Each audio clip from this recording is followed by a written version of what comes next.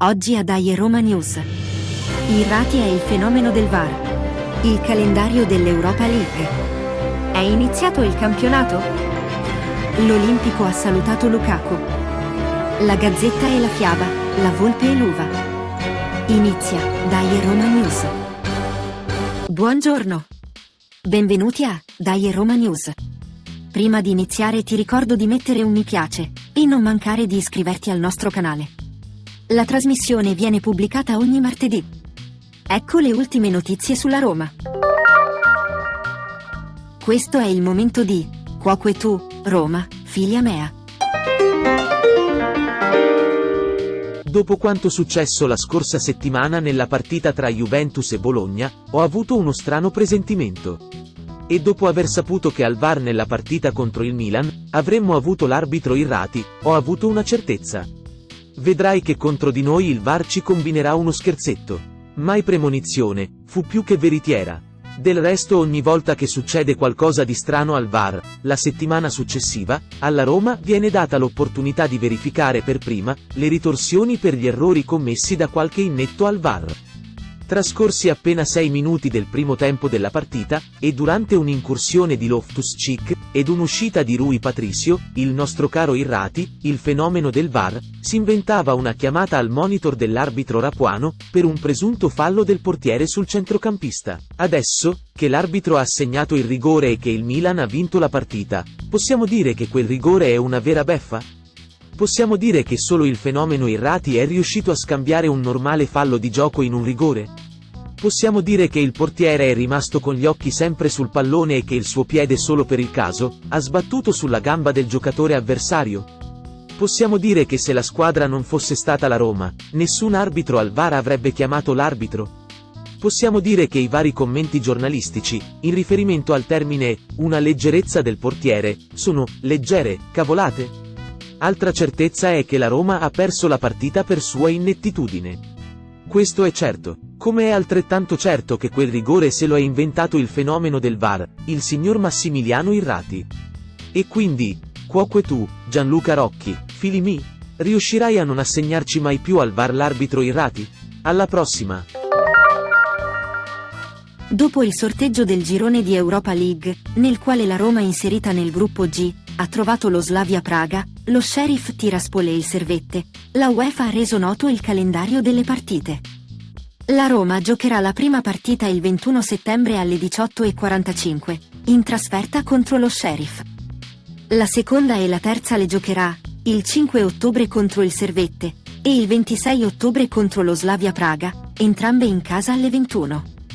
La quarta e la quinta, in trasferta, contro lo Slavia Praga il 9 novembre alle 18:45 e contro il Servette il 30 novembre alle 21.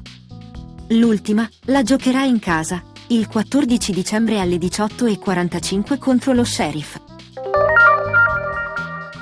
Adesso è il momento di Il punto del mister. Un inizio di stagione così difficile e molto deludente non lo vedevamo da anni. L'unico sollievo è che difficilmente potremo fare peggio da qui in avanti, e quindi non si potrà che risalire. La squadra sembra aver smarrito la sua qualità principale, saper difendere e non prendere gol.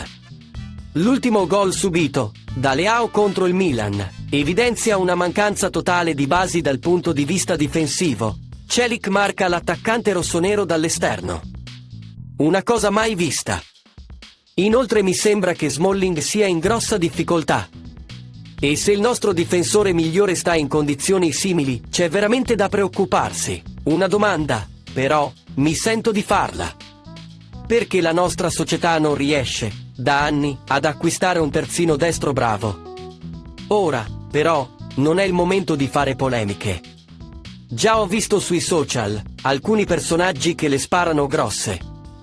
Addirittura ho sentito parlare di un potenziale cambio di allenatore.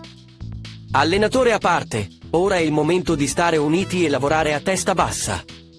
Un solo punto in classifica dopo 3 partite non può essere la dimensione della nostra squadra.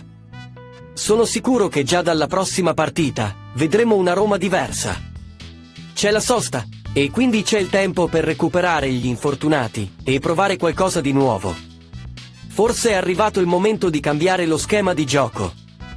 Mourinho ha il tempo per farlo, speriamo che lo faccia e bene. Sempre Forza Roma! È questo il tuo Colosseo, e questo è il tuo popolo.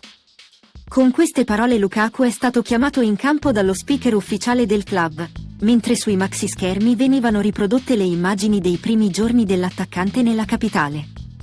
Al suo ingresso in campo, i tifosi lo hanno accolto con applausi e numerosi cori in suo onore.